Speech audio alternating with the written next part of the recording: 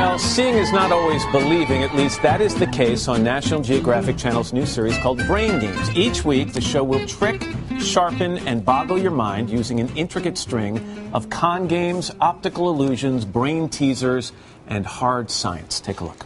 You'll notice there are two blinking dots. Question: are the dots alternating, or are they blinking together at the exact same time? Do you have your answer?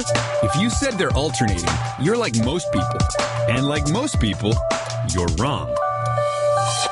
Surprise! They're actually blinking together.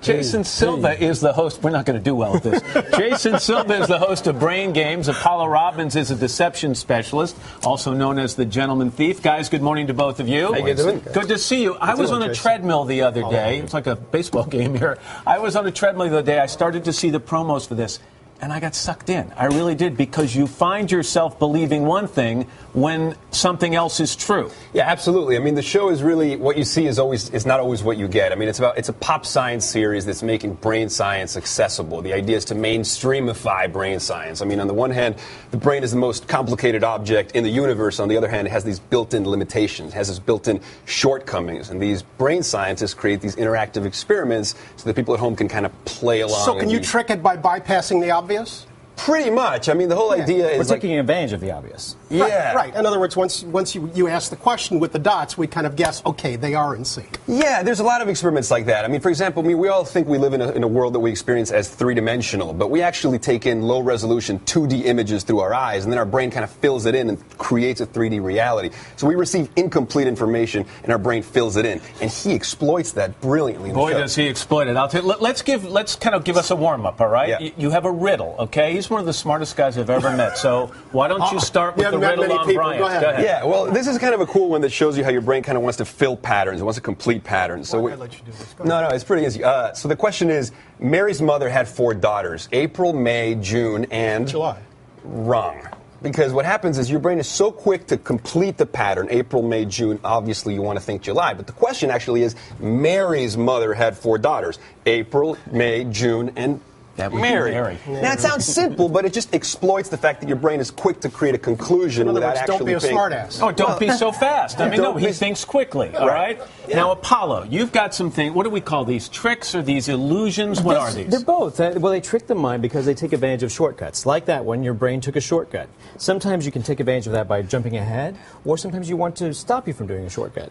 So in this case, the old shell game, which is a hustle, takes advantage of a biologically deceptive motion. So if you're watching here, place this as a bet. So imagine this is a $100 chip, and you're just watching the shell game.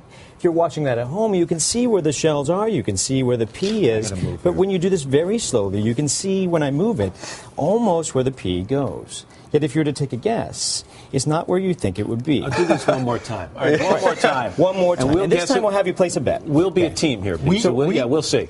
Don't watch the shells. Watch the space between the shells. So watch right here, and you can almost see when it happens. So if you see it go across, now if you're watching it, I'm done. where would you say it is? Wait. Put the chip in front of it. Is that what you're saying?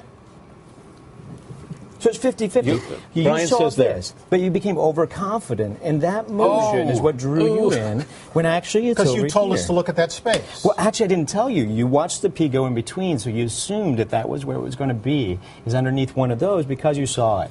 Well, so you understand how the brain works and you exploit it? Yeah. All right. You've got another one for us. Sure. Okay. This is called Follow the Ace. Yes, you can use that with cards or things like that. Would you mind coming around this side for me so you can see a little bit better? See a little bit closer? You had your wallet in your back left pocket, is that what? I don't own a wallet, but yes. Well, it was a rubber band with cash. I'll get you a wallet. I'm the guy to do that. I can afford it for you. I found a couple backstage. If you're watching something like the cards, now, card tricks, traditionally when magicians do them, they take advantage of following a card. So push one of those out. You can do it with an ace or anything. Okay. So in this case, instead of it being a card trick, think about just tracking that card. So you put a 4 here.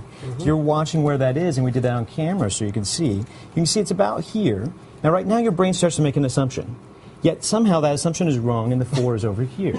Watch it a little bit closer. Now, watch your space. Now, for this one, you're going to want to pan back so you can see your face as well. Come in a little bit closer so you can see over my shoulder, see what I see. You can see where the 4 goes, but use your right hand for me. Are you right-handed? Okay. Is this the card on top? Or is it on the back? It's not on the back of that one. Is it this one right here? See, as Jason was mentioning, your resolution. It's amazing when you see these cameras, you kind of get the answer, don't you, there, Brian? Yeah, it's kind of like liar's poker. But Well, no, the secret's Velcro. That's how. Oh, wow. But again, the series on National Geographic, the idea here is you're gonna wow people with these stunts and illusions.